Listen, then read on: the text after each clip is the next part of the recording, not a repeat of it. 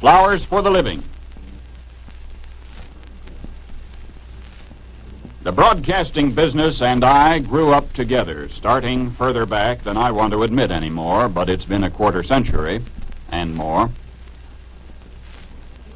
Yet in those formative years, there were a few names that were already established in the fledgling industry. I have known few greater rewards in the years since than the personal acquaintances I've come to enjoy with some of that gallant handful who held an unpredictable, irresponsible industry together. They harnessed it with borrowed wire and reined it with their bare hands, and such a man is Les Cox. Why, from my earliest days in Tulsa, I remember the near reverence with which that name would be injected into our shop talk. For in the Midwest, it was he who conceived and midwifed and wet-nursed the squalling infants which were to become powerful giants. KOAM in Pittsburgh, Kansas, KCMO in Kansas City, KXOK in St. Louis. And then, when barefoot and bankrupt TV was adopted into the family, WTMV in East St. Louis, KYTV in Springfield, Missouri, and others, he'd build stations and staff them and head them in the right direction. And for what? For what?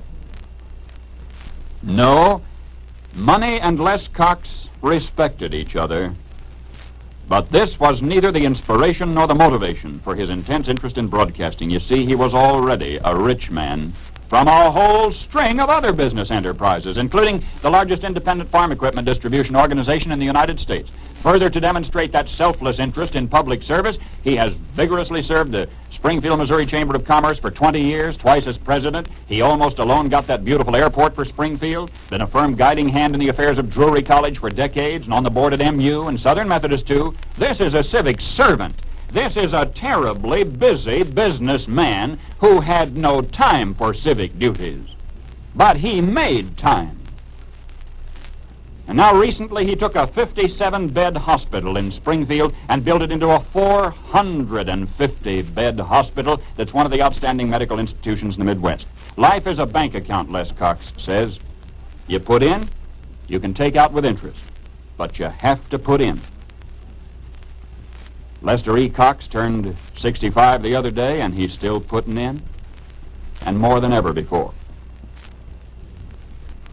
Now, I hope you don't know this, but our industry has been infested from time to time with mercenary sharpies who exploit broadcasting properties for a capital gain at the total sacrifice of dignity and, in some cases, even honesty. So my colleagues along this nationwide party line will understand why I thought the Les Cox story needed telling, and I hope you won't mind, for Les is a man who believes that Horatio Alger still lives, that the American dream is still good, and building everything on that foundation, he builds tall. And such success as his ultimately prospers us all.